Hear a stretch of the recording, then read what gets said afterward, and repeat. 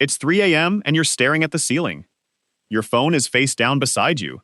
You already tried not looking at it.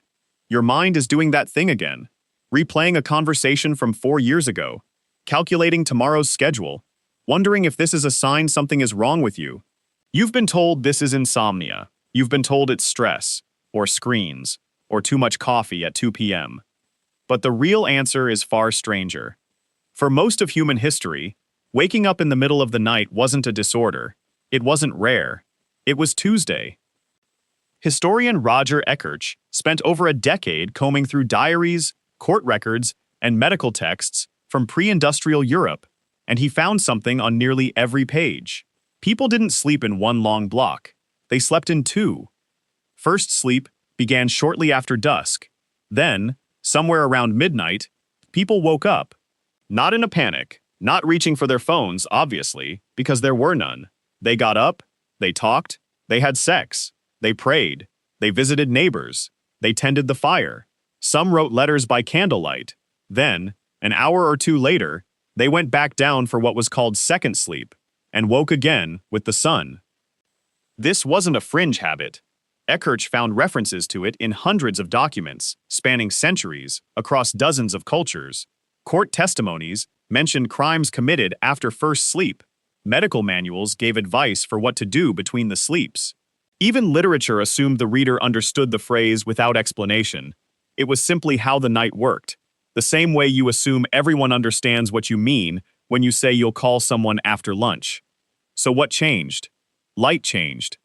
Gas lamps arrived in cities during the early 1800s, pushing back the darkness that had once ended a person's day. Then electric bulbs arrived, and darkness retreated even further. Then factories needed workers to show up at a fixed hour, which meant sleep had to be compressed into a single, efficient block that fit around a shift schedule. The two-part night didn't disappear because it was unhealthy. It disappeared because it was inconvenient for industry. Within about 2 generations, a pattern that had existed for millennia was simply gone, and nobody had voted on it. It had just stopped fitting the new shape of the day. Here's where it gets stranger. In the 1990s, a psychiatrist named Thomas Ware ran an experiment at the National Institute of Mental Health. He took a group of people and put them in a room with no artificial light for 14 hours a day, mimicking the long nights of pre-industrial winter. No lamps, no screens, just darkness, for as long as darkness would have lasted a few hundred years ago. Within a few weeks, something predictable happened. The subjects stopped sleeping in one long stretch. They fell into the same two-part pattern Eckerch had found in the archives. A few hours of sleep, then an hour or two of quiet, calm wakefulness in the middle of the night, then a second stretch of sleep until morning. The people in Ware's study weren't broken. They weren't anxious. They described the waking period as peaceful, almost meditative, closer to a light doze than to alertness. Blood tests taken during that middle window showed elevated levels of prolactin, a hormone associated with relaxation, and the calm that follows sex, the same hormone nursing mothers produce, released here for no reason except that the body, given enough darkness, knows how to be still. Their brains, freed from artificial light, had simply reverted to a rhythm that modern life had erased. Your body still remembers this rhythm. It's just never given the chance to use it. Think about what that means. The 3 a.m. wake-up you dread, the one that makes you check your phone and spiral into worry about tomorrow, might not be a malfunction at all. It might be your biology trying to do exactly what it did for 100,000 years, interrupted by a habit that's only about 200 years old. 200 years sounds like a long time until you set it against the span of the species. If human history were a single day, electric light would have arrived in the last 3 minutes before midnight. But there's another piece to this puzzle, and it comes from outside the archives entirely.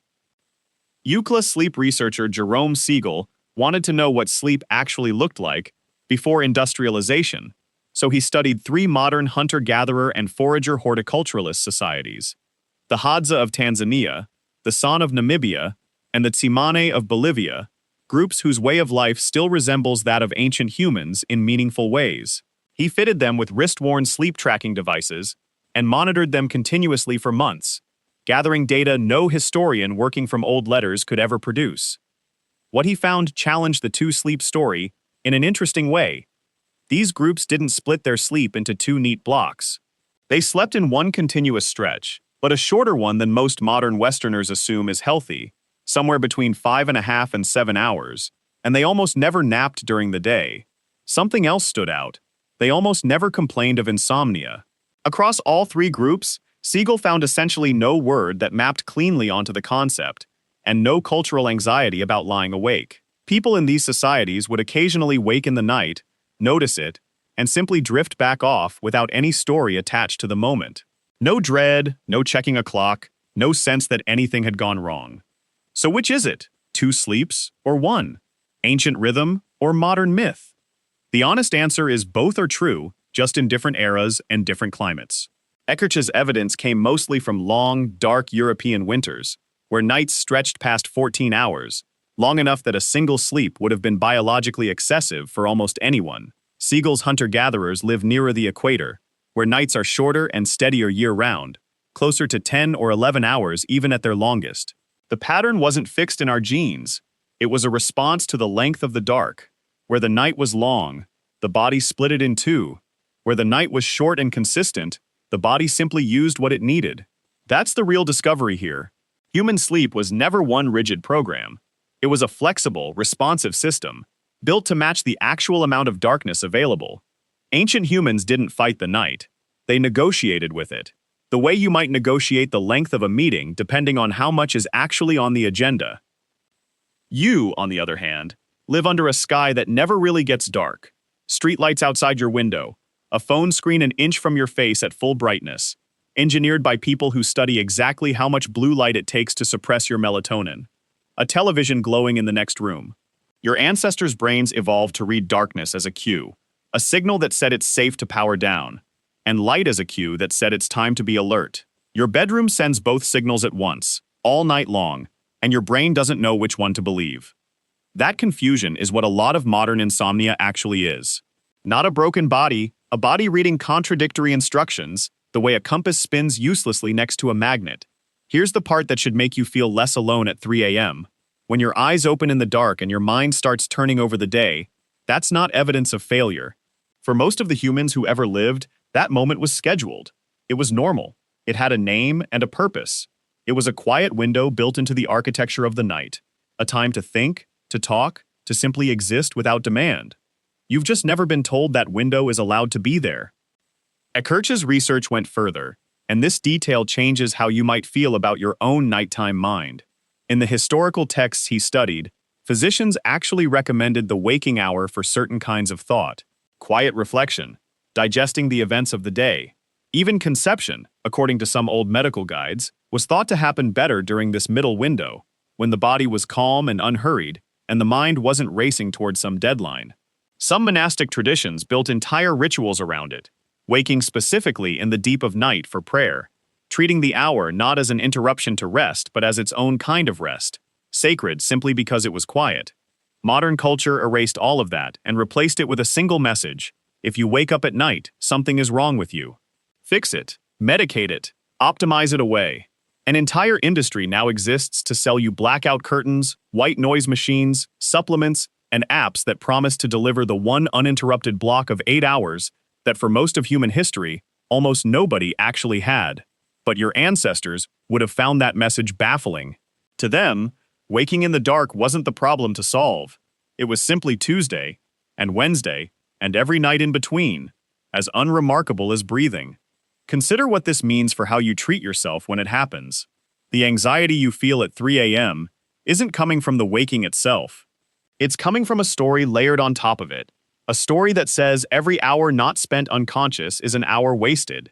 A story that would have made no sense to someone standing by a hearth 400 years ago, quietly mending a shirt by candlelight until it was time to lie back down. Strip the story away, and what's left is just a body doing something bodies have always done. There is a kind of irony in how modern sleep science eventually rediscovered this. For decades, researchers assumed that a single, unbroken block of deep sleep was the biological gold standard, the thing every other pattern should be measured against and corrected toward. Ware's experiment quietly complicated that assumption from inside a laboratory, and Siegel's fieldwork complicated it again from 3 continents away, and Eckertsch's archives had been sitting in libraries the whole time, waiting for someone to notice that the evidence had never actually supported the story people were telling. So the next time you wake at 3 a.m. and your mind starts wandering, try something different than reaching for your phone. Try sitting with it, the way a person 400 years ago might have sat with it, in the dark, without urgency, without a screen insisting you fix yourself immediately. Let the thoughts move through without chasing them toward a verdict about your worth as a sleeper. You are not on a stage. No one is grading this hour. You are not failing at sleep. You're remembering something older than the light bulb, something your body never actually forgot, something it has been quietly offering you every single night, waiting for you to stop treating it like an emergency. It's 3 a.m., and you're staring at the ceiling, and for the first time, that might not be a problem at all.